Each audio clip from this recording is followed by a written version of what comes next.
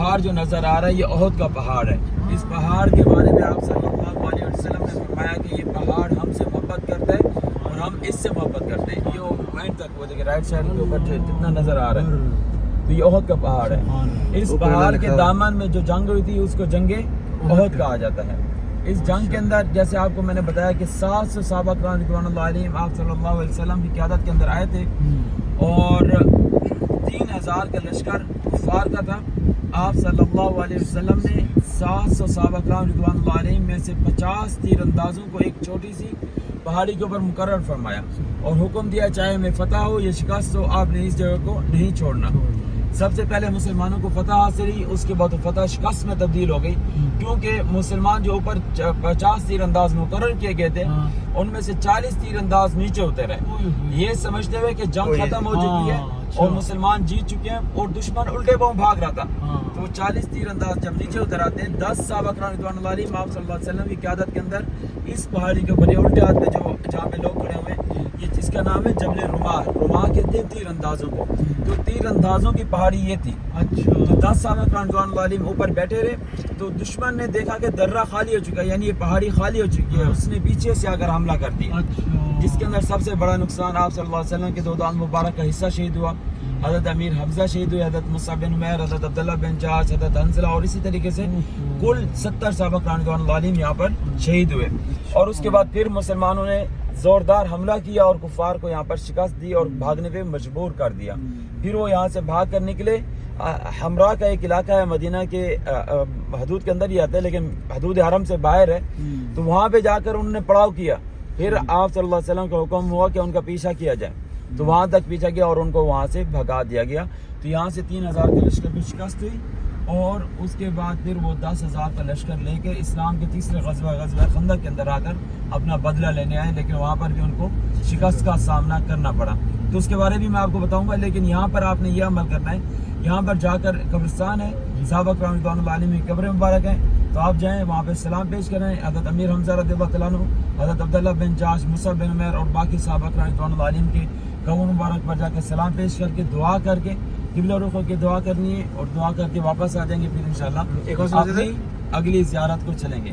یہ مسجد ابھی کی بنی ہوئی ہے, جامع مسجد ہے, نماز کے لیے جیسی ہوتی ہے ویسے جامع شہداء کا نہیں. اگر ہم مسجد قباء میں نا ہاں جی جی بہرحال یہ جو آپ کے رائٹ سائڈ پہ جو یہ پہاڑ کا جو یہ حصہ ہے نا, آپ صلی اللہ علیہ وسلم میں الٹے ہاتھ پہ یہ اسکول دیکھیں اس جگہ پر موجود تھے جب آپ صلی اللہ علیہ وسلم کا سر مبارک زخمی ہوا اور 2 دانت مبارک کا حصہ شہید ہوا. تو صحابہ کرام رضوان اللہ علیہم آپ صلی اللہ علیہ وسلم کا دفاع کرتے ہوئے احد کی اس جانب لے کر گئے تھے آپ صلی اللہ علیہ وسلم کو. وہاں پہ آپ صلی اللہ علیہ وسلم کا علاج کیا گیا تھا. تو اسی احد پہاڑ کے نیچے جگہ تھی, وہاں پر آپ صلی اللہ علیہ وسلم کا علاج فرمایا گیا تھا. اور اسی وقت جو ہے صحابہ کرام رضوان اللہ علیہم آپ صلی اللہ علیہ وسلم کا دفاع کر رہے تھے, یہاں تک کہ حضرت علی رضی اللہ تعالیٰ عنہ کے جو ہے ہاتھ مبارک جو ہے وہ چھلنی ہو گئے تھے آپ صلی اللہ علیہ وسلم کا دفاع کرتے ہوئے. حضرت سعد رضی اللہ تعالیٰ عنہ آپ صلی اللہ علیہ وسلم کے ساتھ تھے, بڑے تیر انداز تھے. تو آپ صلی اللہ علیہ وسلم نے فرمایا کہ اے سعد تیر پھینکو, تو آپ صلی اللہ حضرت سعد رضی اللہ تعالیٰ عنہ رک گئے. تو آپ صلی اللہ علیہ وسلم نے دوبارہ فرمایا, پھر اس کے بعد پھر تیسری دفعہ فرمایا کہ اے سعد آپ پر میرے والدین جو ہے وہ آپ پہ قربان ہوں, آپ تیر پھینکیں. تو آپ صلی اللہ علیہ وسلم نے جب یہ فرمایا کہ آپ میرے والدین آپ کے اوپر قربان ہو, آپ تیر پھینکیں, تو حضرت سعد رضی اللہ تعالیٰ عنہ نے اتنے زبردست طریقے سے تیر پھینکے کہ دشمن وہاں پہ مطلب ان کا ڈھیر لگ گیا جیسے کہتے ہیں, یعنی اتنے تیر اندازی کی. اور اسی طریقے سے صحابہ کرام رضوان اللہ علیہم نے بھی اس کے بعد پھر ڈٹ کے یہاں پہ لڑے اور مسلمان یہاں پر فتح حاصل کر گئے تھے. تیر انداز اتر رہے تھے, کچھ لوگ یہ کہتے ہیں کہ معاذاللہ کے مال غنیمت کے لیے اتر رہے تھے. جو صحابہ پہ بہتان لگانے والے ہیں وہ سیدھے یہ لفظ استعمال کرتے ہیں. مال غنیمت کیا ہوتا ہے؟ مال غنیمت وہ چیز ہے جنگ کے اندر جو چیز بچ جائے, دشمن سے مل جائے, وہ اس کو مال غنیمت کہتے ہیں. اور وہ چیز بیت المال کے اندر یعنی جمع ہوتی ہے, یعنی سپہ سالار کے پاس جمع ہوتی ہے, سپہ سالار اس کی پھر تقسیم کرتے ہیں.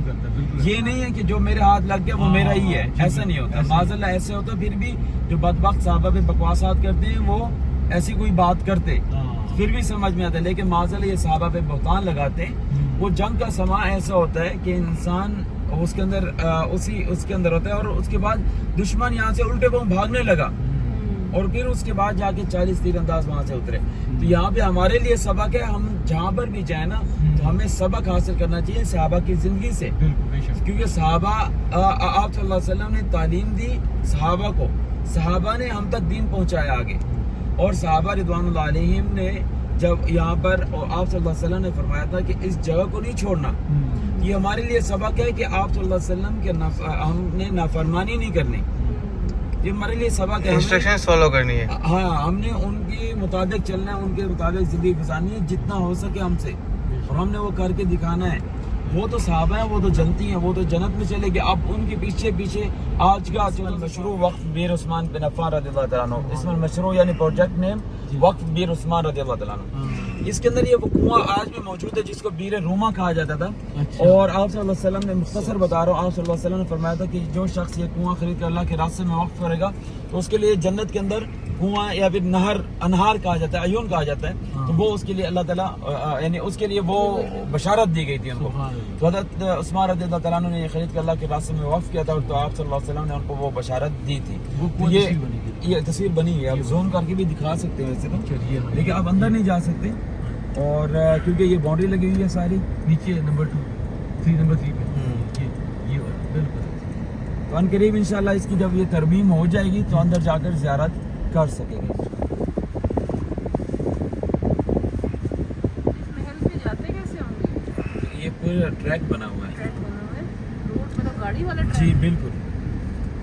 ایک شاہ فہد نے اپنی وائف کو دیا تھا. ہاں, جو ہمارے یہاں معروف ہے, شاہ فہد نے اپنی وائف کو گفٹ کیا تھا.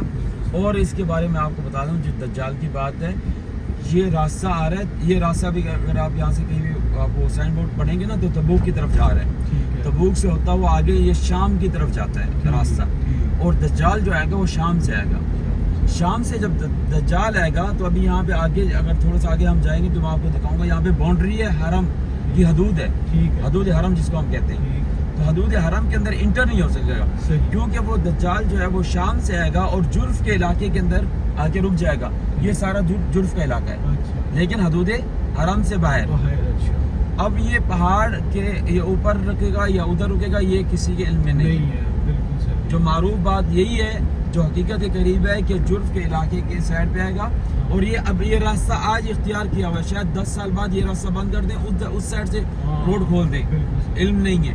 لیکن کہنے کا مقصد کیا ہے, شام سے آئے گا. شام سے جو راستے آتے ہیں وہ اس جانب سے آتے ہیں, یعنی شام اس سائڈ پہ لگتا ہے, تو وہ جرف کا علاقہ ہی اس کو پہلے فیس کرنا پڑے گا, مدینے کے پاس جو ہے. اور لیکن وہ حدود حرم سے باہر رہے گا, اندر نہیں آ سکے. یہ کتنا عرصہ پہلے بنا ہے محل؟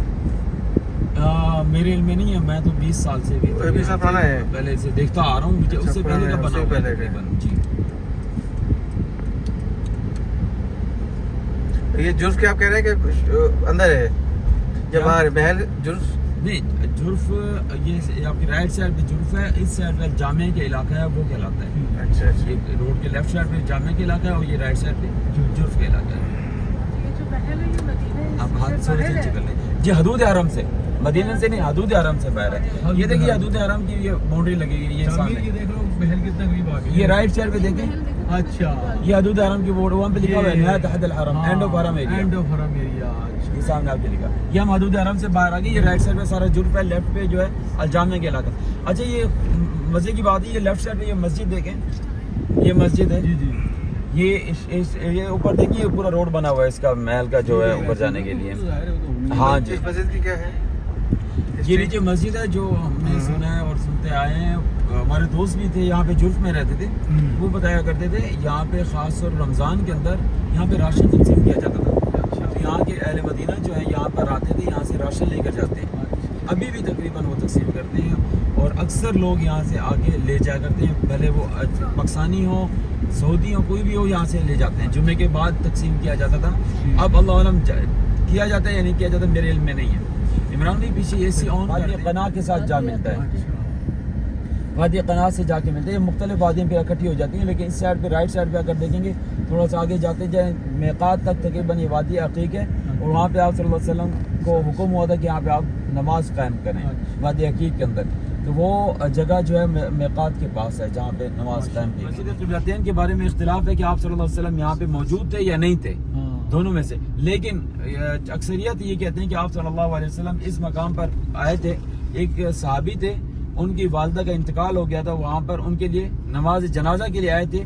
تو نماز کا ٹائم ہو گیا تھا, نماز ظہر یا عصر کی نماز کا ٹائم ہو گیا تھا. تو آپ صلی اللہ علیہ وسلم نے 2 رکعت نماز بیت المقدس کی طرف پڑھا چکے تھے. باقی جو 2 رکعت نماز تھی وہ اللہ تعالیٰ نے وہی نازل کر دی کہ آپ اپنا قبلہ تبدیل کر لیں, مسجد حرام کی طرف کر لیں. تو نماز کی حالت کے اندر ہی آپ صلی اللہ علیہ وسلم نے قبلہ تبدیل کر لیا تھا, اس لیے اس کو مسجد قبلتین یعنی 2 قبلوں والی مسجد کہا جاتا ہے. یہاں پر آپ جا کر 2 رکعت نماز ادا کریں گے اور دعا کریں گے, پھر واپس آ جائیں گے, پھر اپنی اگلی زیارت کو چلیں گے انشاءاللہ. تقریباً نماز کا ٹائم ہو چکا ہے, تو نماز ادھر پڑھنی ہے یا پھر مسجد قباء میں پڑھنی ہے, آپ جیسے کہتے ہیں. قباء میں, مسجد قباء کہہ رہے ہیں جی. تو اگر پھر یہاں پہ آپ جائیں گے تو نماز قائم ہو جائے گی. پھر اس حساب سے میں پوچھ رہا ہوں تاکہ پھر میں بھی ادھر ہی پڑھوں گا قباء میں, اگر آپ کو قباء پڑھنی ہے. یا 2 نفل پڑھ لیتے ہیں. ہاں, پھر جلدی سے 2 رکعت پڑھ کے آ جائیں. ہم آئے, بالکل آئے جی, بالکل. میں تھوڑا ہے نا جی, ٹھیک ہے. میں تھوڑا سا قریب کر دیتا ہوں تاکہ لیڈیز کے لیے جگہ قریب ہو جائے.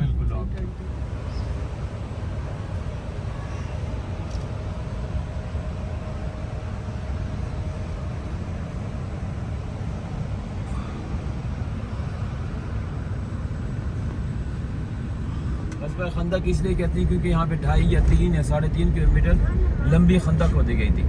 غزوہ احزاب اس لیے کہتے ہیں کیونکہ مشکلوں کی جنگ تھی, اس وقت احزاب اس جگہ پہ نازل ہوئی تھی, اس لیے اس کو غزوہ احزاب ہی کہا جاتا ہے. اور 7 مساجد اس لیے کہتے ہیں, 7 کہتے ہیں, سبق اور مساجد مسجد کی جمع ہے, جہاں پہ صحابہ کرام رضوان اللہ علیہم کے خیمے تھے. یہاں کی انتظامیہ نے یا بعد کی انتظامیہ نے جو ہے یہاں پر مساجد بنا دی تھیں, کچھ مساجد چھید کر دی ہیں, کچھ باقی ہیں. یہ اوپر مسجد نظر آ رہی ہے مسجد فتح کے نام سے, نیچے مسجد سلمان فارسی, یہ بڑی مسجد مسجد جامع خندق کے نام سے. تو قریب سے دیکھیں گے ان کو, یہ دیکھنے کی زیارات ہیں کیونکہ یہ جو مساجد نظر آ رہی ہے نا تابعین کی دور کی ہیں, آپ صلی اللہ علیہ وسلم کے زمانے کی نہیں ہیں. لیکن آپ صلی اللہ علیہ وسلم نے یہاں پہ 40 یا 50 دن قیام کیا, اور اس کے بعد اسی دوران یہ خندق کھودی, اور اس کے بعد اللہ تعالیٰ کے رسول صلی اللہ علیہ وسلم نے اللہ تعالیٰ سے دعا فرمائی کہ فتح کی 3 دن لگاتار فتح کی دعا فرمائی, تو اللہ تعالیٰ نے بغیر جنگ لڑے مسلمانوں کو فتح نصیب فرمائی. یہ اوپر والی مسجد مسجد فتح ہے, اوپر والی مسجد, اور یہ نیچے مسجد مسجد سلمان فارسی رضی اللہ تعالیٰ عنہ ہے, جنہوں نے خندق کھودنے کا مشورہ دیا تھا. اور یہ بڑی مسجد مسجد جامع الخندق کے نام سے کوئی تاریخی مسجد نہیں ہے. یہ دیکھیں 1428 میں اس کی تعمیر ہوئی تھی, اس کو 15-16 سال میں کوئی تاریخی مسجد یہ نہیں ہے, یہ تو ابھی کی بنی ہوئی ہے. لیکن یہ جو تاریخی مساجد یعنی تابعین کی حضرت عمر بن عبدالعزیز ایک تابعی گزرے, ان کے زمانے کی مساجد ہیں یہ جیسے مسجد عمر بن خطاب رضی اللہ تعالیٰ عنہ ہے, لیکن اس کی ترمیم اسی انداز میں کی گئی ہے. یہ 5-6 مہینے میں اس کو ترمیم کیے ہوئے مرمت کی گئی ہے. یہ بس 5-6 مہینے بھی نہیں بلکہ 2-3 مہینے ہوئے ہوں گے. لیفٹ سائڈ پہ دیکھیں اوپر والی مسجد, وہ اوپر والی مسجد مسجد علی بن ابی طالب رضی اللہ تعالیٰ عنہ ہے, حضرت علی رضی اللہ تعالیٰ عنہ کے نام پر ہے. اوپر پہاڑی کے اوپر دیکھیں, اگر وہ غور کریں اوپر لوگ بھی گئے ہوئے ہیں, اس جانب اوپر نہ اندر جا کے ایک غار ہے, بلکہ غار سجدہ کہا جاتا ہے, جہاں پہ آپ صلی اللہ علیہ وسلم عبادت کیا کرتے تھے جنگ کے دوران, وہ جگہ. اور ایک چشمہ تھا جہاں سے پانی پیا کرتے تھے آپ صلی اللہ علیہ وسلم, تو وہ بھی اسی جانب تھا. وہ غالباً کہتے ہیں کہ ابھی بھی وہ موجود ہے. الٹے ہاتھ میں دیکھیں وہ جنگلہ ٹائپ نظر آ رہا ہے, ایک چھوٹی سی مسجد ٹائپ ہے, نیچے وہ باہر باؤنڈری لگی ہوئی ہے بلیک کلر کی. یہ مسجد فاطمہ رضی اللہ تعالیٰ عنہ, اور کچھ لوگ کہتے ہیں کہ مسجد سعد رضی اللہ تعالیٰ عنہ ہے یہ اس جگہ کے اوپر. لیکن عام طور پہ یہ دیکھ لیں کہ یہ میدان جو تھا میدان جنگ تھا, اور مسلمان اس سائڈ کے اوپر تھے اور کفار اس سائڈ کے اوپر تھے. میں آپ کو بتاتا ہوں جنگ وہ جو خندق کھودی گئی تھی وہ کہاں سے سٹارٹ کی تھی, اور وہ تھوڑا سا آگے ہے, سفر ہے تھوڑا سا, تو وہاں پہ قریب جا کے میں آپ کو بتاتا ہوں. لیکن عام طور پہ لوگوں کے یہاں مشہور یہ ہے کہ اس روڈ کے اوپر 2.5 یا 3 یا 3.5 کلومیٹر کی لمبی خندق تھی. حالانکہ وہ یہاں سے لیفٹ سائڈ سے سٹارٹ تھی اور اس جانب ایسے جا رہی تھی, بالکل ایسے جا رہی تھی جیسے آپ کو یہ پہاڑ نظر آ رہا ہے جاتا ہوا, اس پہاڑ کے ساتھ ساتھ سے وہ خندق تھی. خندق کیوں کھودی گئی تھی؟ کیونکہ مشکلوں کی جنگ اس لیے تھی, اور خندق اس لیے کھودی گئی کیونکہ یہاں پر 10,000 کا کفار کا لشکر الٹے ہاتھ کے اوپر, یعنی خندق کی دوسری سائڈ پہ تھا, سیدھے ہاتھ پہ مسلمانوں کا لشکر 3,000 کی تعداد میں سیدھے ہاتھ پہ مسلمانوں کا لشکر تھا. اور حضرت سلمان فارسی رضی اللہ تعالیٰ عنہ نے یہ مشورہ دیا تھا کہ فارس کے اندر جب ایک لشکر زیادہ اور ایک لشکر کم ہوتا تو کم لشکر والے ایک سائڈ سے خندق کھود لیتے تھے تاکہ ایک جگہ سے محفوظ ہو جائیں. حفاظت اللہ تعالیٰ کی ہے, لیکن سبب اختیار کرنا مسلمانوں کو کام ہے. تو آپ صلی اللہ علیہ وسلم نے ان کے اس مشورے کو پسند فرمایا, اور یہ خندق کھودی گئی، 40 سے 50 دن یہاں پہ قیام کیا، اور کچھ لوگ کہتے ہیں کہ 26 دن قیام کیا۔ یہ جو پہاڑ ہے یہ والے ان کا کیا نام یہ ہے؟ جبل سلا کا پہاڑ ہے، میں بتا رہا ہوں اس کے بارے میں۔ جبل سلا کا پہاڑ ہے اور اس کو دفاعی پہاڑ بھی کہا جاتا ہے، اس کا نام جبل سلا ہے، اور دفاعی پہاڑ اس لیے کہتے ہیں کیونکہ بیک سائڈ سے بہت بڑا پہاڑ ہے، اور بیک سائڈ سے مسلمان محفوظ سے، سامنے خندق تھی، اور ایک جگہ بچی تھی جو بنو قریظہ کا علاقہ تھا، جو یہودی قبیلہ تھا، ہاتھ تھوڑا نیچے کیجیے تاکہ میں ادھر سے دیکھ، یہودی قبیلہ تھا، تو اس یہودی قبیلے کے ساتھ ان مسلمانوں کا ایک وہ تھا ایگریمنٹ تھا کہ آپ کسی ہمارے دشمن کو راستہ نہیں دیں گے، لیکن انہوں نے اس کے خلاف ورزی کی تھی۔ تو جب یہ جنگ ختم ہوئی، جنگ خندق ختم ہوئی، تو پھر آپ صلی اللہ علیہ وسلم کو حکم آیا کہ آپ جو ہے ان کے اوپر حملہ کریں، بنو قریظہ کے اوپر۔ پھر وہاں سے یہاں سے آپ صلی اللہ علیہ وسلم صحابہ کے ساتھ گئے، اور ان کے جو جوان تھے ان کو مار ڈالا، اور اس کے بعد جو ان کے جو باقی بوڑھے اور عورتیں وغیرہ بچے تھے ان کو یہاں سے جلا وطن کر دیا تھا، جو کہ یہاں سے گئے تھے، پھر خیبر میں جا کے وہ بسے تھے۔ پھر بعد میں آپ کو پتہ ہے غزوہ خیبر ہوا، جہاں پہ حضرت علی رضی اللہ تعالیٰ عنہ کی شجاعت کا واقعہ آتا ہے کہ فاتح خیبر کا لقب دیا گیا ان کو، اور وہ پھر خیبر کا علاقہ ہے۔ لیکن یہاں پہ خندق کے علاقے کے اندر یہ تقریباً 6 مسلمان شہید ہوئے تھے، اور کفار جو تھے 9 تھے جہاں پہ مارے گئے تھے۔ تو یہاں پہ جنگ نہیں ہوئی تھی، البتہ ایک دوسرے کے ساتھ مبارزہ، یعنی ایک دوسرے کے ساتھ ایک مقابلہ ہوا تھا، جیسے ایک دوسرے کو آواز دے کے بلاتے ہیں اور لڑتے ہیں، اس طریقے سے تلوار کے ساتھ مقابلہ کیا گیا، جہاں پہ حضرت علی رضی اللہ تعالیٰ عنہ نے غالباً ایک بدھ نامی ایک بندہ تھا اس کو قتل کیا تھا، جو بڑا جنگجو اور وہ تھا ان کے، ہاں تو اس کو قتل کیا تھا یہاں پر۔ اور تیسرا اسلام کا غزوہ تھا غزوہ خندق، جس کی زیارت کی ہے۔ اس کے علاوہ بہت سارے واقعات پیش آئے، اور جیسے میں آپ کو پہلے بتا رہا تھا کہ آپ صلی اللہ علیہ وسلم کی یہ زندگی جہادی زندگی ہے، مدینی زندگی جو ہے، مدینہ کی زندگی۔ اسی جنگ کے بعد آپ صلی اللہ علیہ وسلم نے فرمایا تھا کہ آج کے بعد ہم پر کوئی لشکر، کوئی قوم ہم پر آ کر چڑھائی نہیں کرے گی، بلکہ آگے نکل کر لڑائی کرے گی، جہاد کرے گی۔ اسی جنگ کے بعد آپ صلی اللہ علیہ وسلم نے فرمایا تھا۔ اچھا، خندق جہاں سے شروع ہوئی تھی نا، یہ سامنے یہ جو پہاڑی نظر آ رہی ہے نا، اوپر ایسے دیوار سی ایک نظر آ رہی ہے، کہتے ہیں کہ اس سائڈ سے، مطلب اس کے نیچے سے، مطلب ایسے خندق کھودی گئی تھی، اور یہ غزوہ خندق کی جو آپ نے مساجد دیکھی ہے، اس کے سامنے سے گزرتی ہوئی آگے ایک پہاڑی کے پاس جا کے رکتی ہے۔ تو یہ وہ جگہ تھی جہاں سے خندق کھودی گئی تھی۔ یہ پرانی اینٹیں اور یہ سب، ہاں جی، یہ اینٹیں وغیرہ ابھی کیونکہ یہ پہاڑ پرانے پہاڑ ہوئی ہے، اینٹیں تو بات کی ہیں وہ کہ ابھی پتہ نہیں کیا بنا رہے ہیں، یا انہوں نے ایک طرح سے باؤنڈری لگائی ہے 15 دن قیام کرنے کے بعد۔ یہ رائٹ سائڈ پہ جو راستہ جا رہے ہیں وہ مسجد قباء کی جانب جا رہے ہیں، وہ سامنے مسجد قباء ہی ہے، وہ والی مسجد ہے؟ ہاں یہ وہ سامنے، اور یہ راستہ پیدل آپ کے ہوٹل تک بھی تقریباً جاتا ہے، مسجد غمامہ کے پاس جا کے نکلتا ہے، پیدل جانے کا راستہ ہے۔ کبھی آپ چہل قدمی کے لیے آئیں تو بہتر، بہت اچھی جگہ، وہی والا جو تم نے دیکھا تھا ویڈیو سے، بہت اچھی جگہ یہ۔ اور یہ مسجد جمعہ، یہاں پر آپ صلی اللہ علیہ وسلم نے نماز ادا کی، اور لیفٹ سائڈ کے اوپر یہ مسجد جمعہ، ہاں، اور یہاں پر جو ہے نا نان کا خاندان بھی آپ صلی اللہ علیہ وسلم کا اسی کی بیک سائڈ یا اسی جگہ پر موجود تھا، بنو نجار کا قبیلہ، بنو نجار کا قبیلہ جو تھا وہ اسی جگہ پہ آباد تھا۔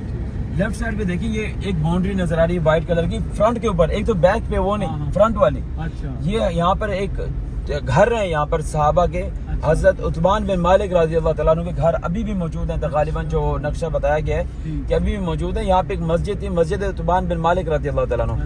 جب آپ صلی اللہ علیہ وسلم مسجد قباء سے مسجد نبی صلی اللہ علیہ وسلم کی جانب جا رہے تھے، یعنی اس وقت مسجد نبوی نہیں تھی، اور نہ ہی مدینہ منورہ تھا، اس وقت مدینہ تو یثرب، مدینہ کہتے ہیں شہر کو، یثرب بیماریوں کا شہر تھا۔ تو جب اس جانب آپ صلی اللہ علیہ وسلم جا رہے تھے، یہاں پر آپ صلی اللہ علیہ وسلم نے نماز ادا کی تھی، یہ وہ جگہ ہے۔ تو یہاں پر مسجد عثمان بن مالک تھی کہ آپ صلی اللہ علیہ وسلم سے ریکویسٹ کی گئی کہ یہاں پہ نماز ادا کرا دیں، تو پھر آپ صلی اللہ علیہ وسلم نے نماز پڑھائی، اور وہاں پر اس جگہ کو مسجد بنا دیا گیا تھا۔ تو یہ وہ جگہ ہیں۔ پھر اب انشاءاللہ اگلی زیارت مسجد قباء کی ہے، اس کے آس پاس کی زیارتیں جو ہیں وہ بھی میں آپ کو بتاؤں گا۔ اور اچھا، یہ کچھ لوگ معروف کہتے ہیں کہ آپ صلی اللہ علیہ وسلم کا جو استقبال کیا گیا تھا وہ اس جگہ کے اوپر کیا گیا تھا، جو مسجد جمعہ آپ نے دیکھی ہے، اس کے سامنے مسجد عثمان جو دیکھی یہاں پہ اس جگہ، حالانکہ یہ حقیقت نہیں ہے۔ حقیقت کے قریب جو چیز ہے وہ یہ ہے کہ جب آپ صلی اللہ علیہ وسلم مدینہ کے پاس پہنچے، یہ تو مدینہ میں استقبال کیا گیا، اس کے علاوہ جو یہاں پہ باہر کی اس وقت ایریا باہر تھے، مسجد قباء کے پاس یہاں پر حضرت کلثوم بن ہدم رضی اللہ تعالیٰ عنہ کے مکانات ہیں، وہاں پر آپ کا استقبال کیا گیا تھا، اور وہاں پر آپ صلی اللہ علیہ وسلم نے 14 یا 15 دن قیام بھی کیا تھا۔ اس کو کہتے ہیں مزرعۃ المستقبل، وہ ایک جگہ کا نام ہے, اس کے اندر کنواں بھی تھا بیر عاطف کے نام سے, ابھی بھی کنواں موجود ہے. وہ اونٹنی جو رکی تھی وہ کیا جگہ تھی؟ اونٹنی کے مختلف باتیں ہیں. ایک تو اونٹنی کہتے ہیں یہاں پہ شروع میں رکی, اس کے بعد وہ جو مسجد نبی صلی اللہ علیہ وسلم کا واقعہ غالباً جو آپ صلی اللہ علیہ وسلم نے فرمایا تھا کہ اس کو چھوڑ دیا جائے, یہ جہاں پہ جا کے بیٹھے گی وہی میری آرام گاہ ہوگی. تو حضرت ایوب انصاری رضی اللہ تعالیٰ عنہ گھر کے پاس بیٹھی تھی غالباً, اور وہ حضرت ایوب انصاری رضی اللہ تعالیٰ عنہ کا جو گھر ہے وہ مسجد نبی صلی اللہ علیہ وسلم کے پاس تھا. ابو ایوب الانصاری, ابو ذر غفاری رضی اللہ تعالیٰ عنہ کی شان اپنی ہے, لیکن ایوب الانصاری رضی اللہ تعالیٰ عنہ کے مہمان بنے تھے سب سے پہلے مدینہ منورہ کے شہر کے اندر, وہاں پہ 15 دن بعد. تو وہاں پہ آپ اونٹنی جو ہے غالباً ایوب انصاری رضی اللہ تعالیٰ عنہ کے گھر کے پاس رکی تھی. لیفٹ سائڈ پہ دیکھیں یہ جو باغیچے نظر آ رہے ہیں نا, باغیچے اس وقت کے نہیں ہیں, لیکن یہ ہے کہ اس زمانے کے اندر مسجد قباء کے پاس آس پاس باغیچے جو تھے وہ صحابہ کرام رضوان اللہ علیہم کی ملکیت ہوا کرتے تھے آس پاس کے. اور یہاں پہ صحابہ کرام رضوان اللہ علیہم خاص طور پر عبد الرحمن بن عوف رضی اللہ تعالیٰ عنہ یہاں پر موجود تھے, جو کہ انصار کے اور بہت بڑے امیر انسان تھے. حضرت عبد الرحمن بن عوف رضی اللہ تعالیٰ عنہ. اچھا, یہ مسجد قباء کے سامنے ایک باغیچہ نظر آ رہا ہے, وہ باغیچہ ہے جہاں پر آپ صلی اللہ علیہ وسلم نے 14 یا 15 دن قیام کیا. ابھی باؤنڈری لگائی ہوئی ہے, اندر جانا منع ہے, ورنہ پہلے اندر جا سکتے تھے, 10 سیکنڈ ٹکٹ تھی, ابھی وہ بند کی ہوئی ہے. تو یہ مسجد المصطفیٰ یہ وہ جگہ ہے جہاں پہ آپ صلی اللہ علیہ وسلم حضرت ابو بکر صدیق نے 15 دن یا 14 دن قیام کیا اور مسجد قباء کی تعمیر فرمائی. آپ صلی اللہ علیہ وسلم نے اسلام کی پہلی مسجد مسجد قباء جس کی بنیاد تقوی کے اوپر رکھی گئی. آپ صلی اللہ علیہ وسلم نے فرمایا کہ جو شخص گھر سے باوضو ہو کر اس مسجد قباء کے اندر آ کر 2 رکعت نماز ادا کرے گا اس کو مقبول عمرے کا ثواب ملے گا. نہیں 2 رکعت پڑھنے, ظہر کے نماز کا ذکر نہیں ہے یہاں پہ, 2 رکعت نماز ادا کرنی ہے. اچھا, یہ مسجد المصطفیٰ جو آپ نے وہ باغیچہ دیکھا اس کے سامنے مسجد قباء ہے نا, ان کے درمیان ایک کنواں تھا بیر خاتون کے نام سے, انگوٹھی والا کنواں. اس کے بارے میں آپ کو بتاؤں گا, واپسی پہ جب آئیں گے تو مجھے یاد دیں, یا بلکہ ابھی میں آپ کو بتا دیتا ہوں. وہ انگوٹھی کا کنواں اس لیے معروف ہوا, اس کا اصل نام بیر عریس ہے. آپ صلی اللہ علیہ وسلم اکثر وہاں پہ تشریف لے آیا کرتے تھے, مسجد نبی صلی اللہ علیہ وسلم سے آتے تھے, وہاں پہ تشریف لے آتے تھے. تو وہاں پہ اور بھی واقعات ہیں, آپ بیر عریس کے بارے میں سرچ کیجئے گا, آپ کے سامنے آ جائے گا. بعد میں وہ انگوٹھی جو ایک آپ صلی اللہ علیہ وسلم کے پاس تھی, وہ حضرت ابو بکر صدیق کے پاس ہے, اور ان کے پاس حضرت عمر رضی اللہ تعالیٰ عنہ کے پاس ہے, اور ان کے پاس حضرت عثمان رضی اللہ تعالیٰ عنہ کے پاس ہے. حضرت عثمان رضی اللہ تعالیٰ عنہ سے یہ انگوٹھی یہاں پر گر گئی تھی, تو انہوں نے اس کا پانی خشک کرایا تھا, لیکن انگوٹھی نہیں ملی تھی, اسی جگہ پر گم ہو گئی تھی. تو وہ مسجد قباء اور مسجد المصطفیٰ کے درمیان میں جگہ تھی جو کہ ختم ہو چکی ہے, وہ کنواں ختم کر دیا گیا ہے. تو ابھی آپ نے یہاں پہ کیا کرنا ہے, مسجد قباء میں جا کر 2 رکعت نماز ادا کرنی ہے اور جلدی سے پھر واپس آ جائیں گے. ڈال دو.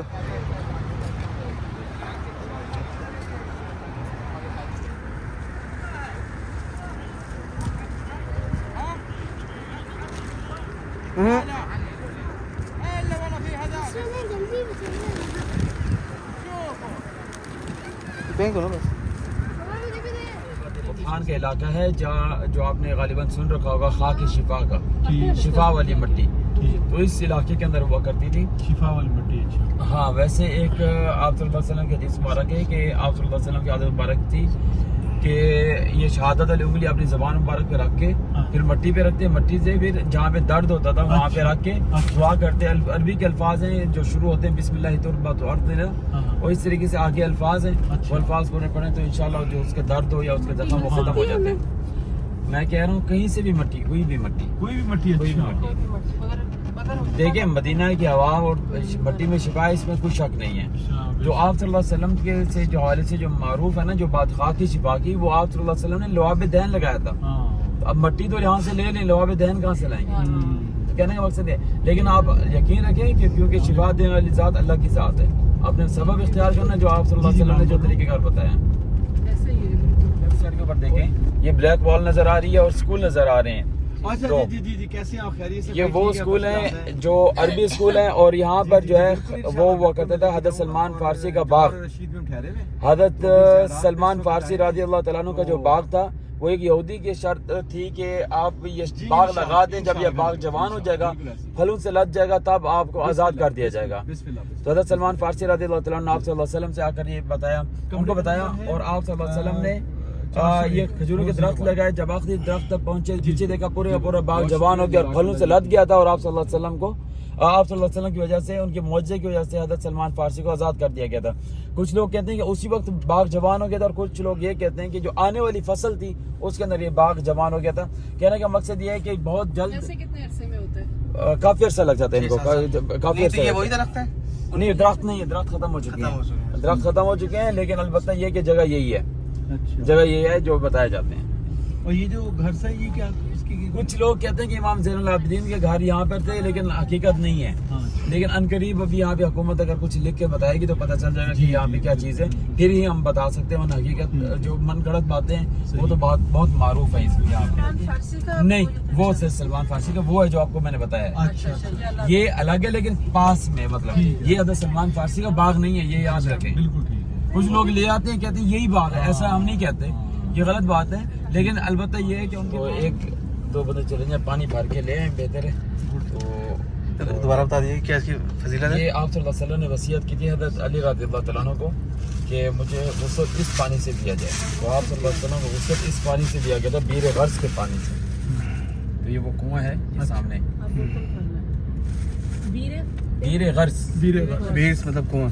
بیر یعنی کنواں, غرض اس کنویں کا نام ہے. ہم تو لائی نہیں کوئی بوتل ووتل. یہی ہے نا.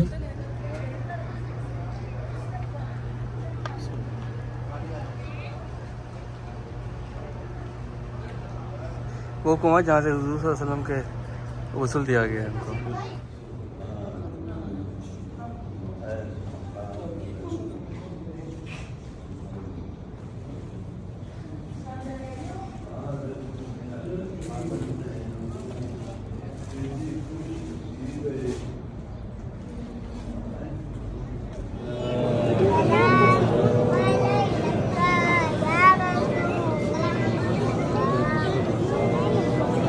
وہ ہے سامنے. تو نے پہن کا تھوڑا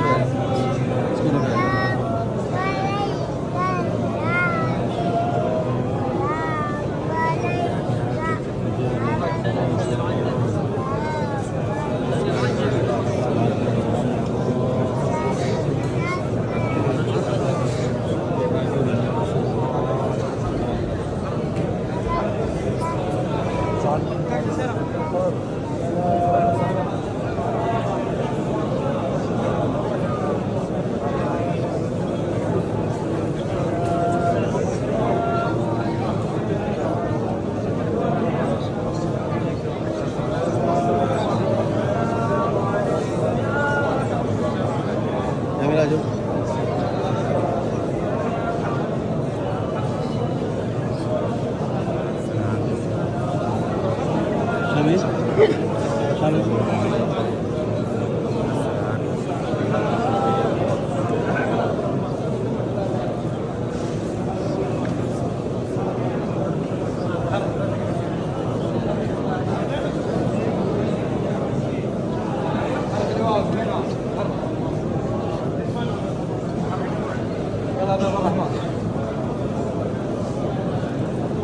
يلا هذا بالرحمن حرك. يلا هذا بالرحمن حرك الواد هنا حرك حرك يا حجي حرك. يلا هذا بالرحمن حرك الواد هنا.